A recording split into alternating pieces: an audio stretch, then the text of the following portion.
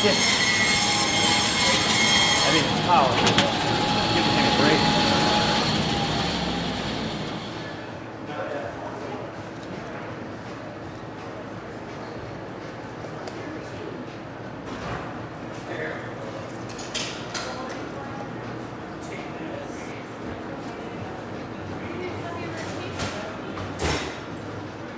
We have one guy who works around the corner who came in.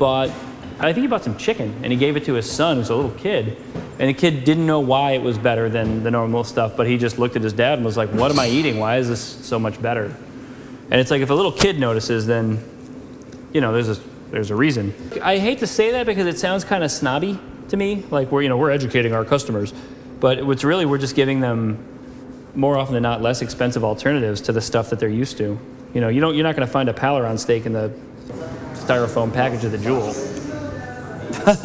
That's kind of funny. Did somebody send you in here looking for that? I came in a week ago for it. It was awesome. Oh, you had to, I actually sold the one that I had last night. That was the little thin one, right? Yeah. So I sold that to a guy last night, and but I do have another similar cut. It comes from basically that stuff all comes from right about here. Okay. So you've got the flank steak, and then you've got the vacío, which sits right about here.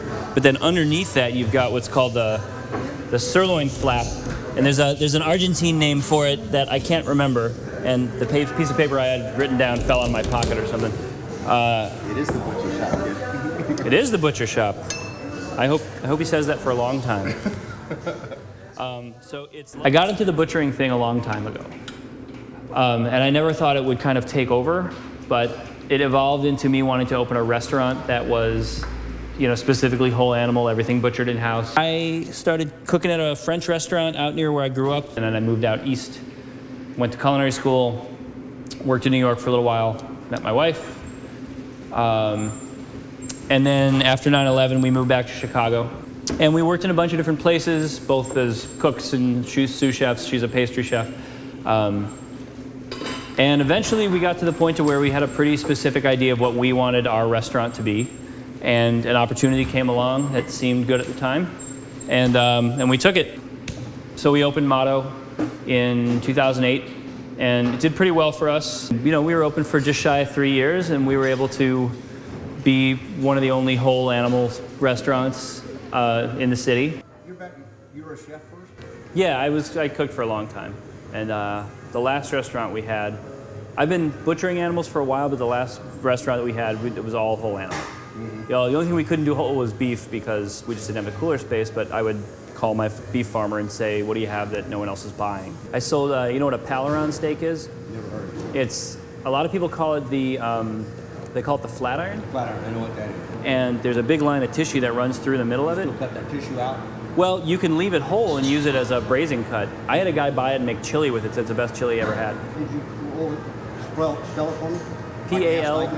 Paleron. The thing is, most people just leave that on the blade and cut shoulder blade steaks. And that's my whole shoulder blade cut into 3 different cuts. And I sell them all.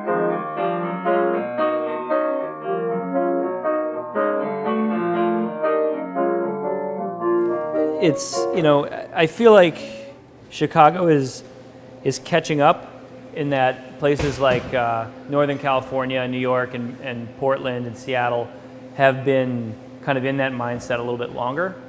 And it's been much more accessible, whereas in the landlocked Midwest, where you have a really long, cold winter, it's much more difficult. I mean, when we were at the restaurant, we had local food, meat, produce, fish on our menu year-round.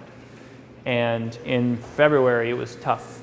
When other people say, other chefs come to us and say, "Yeah, it's great in the summer, but in the wintertime, we just buy the commodity stuff." Like, oh, that's your decision. You have to live with it. You have to sleep at night.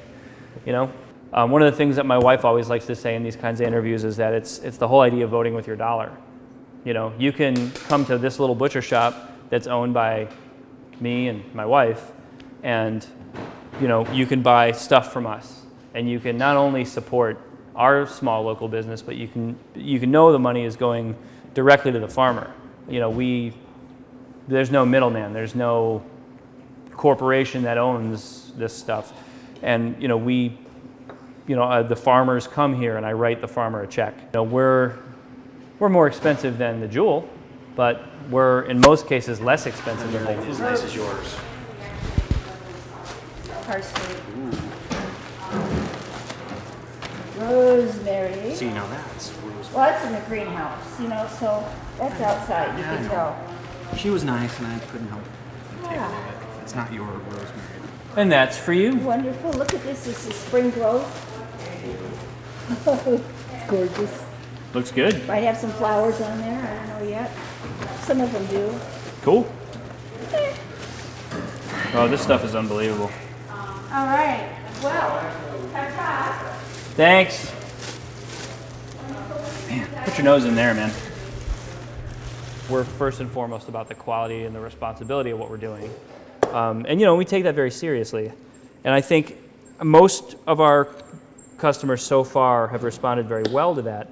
And there's always a few people that don't get it. We're more about buying our animals whole and committing to the whole thing and trying to tell people that, if we don't have a New York strip, I'm very sorry, but maybe we can talk you into something else, maybe something you've never tried. We can customize a lot of what we do to suit people's needs. And mainly, we call ourselves butchers, but we've been cooks a lot longer.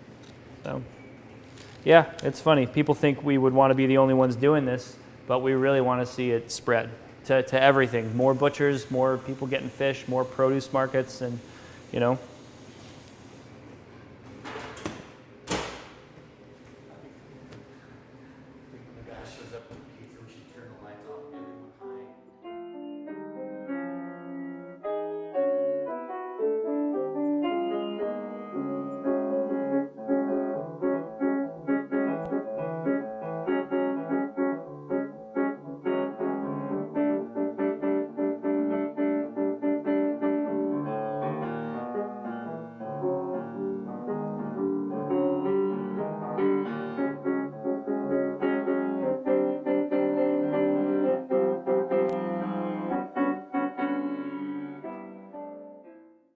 So, want a paddle bone?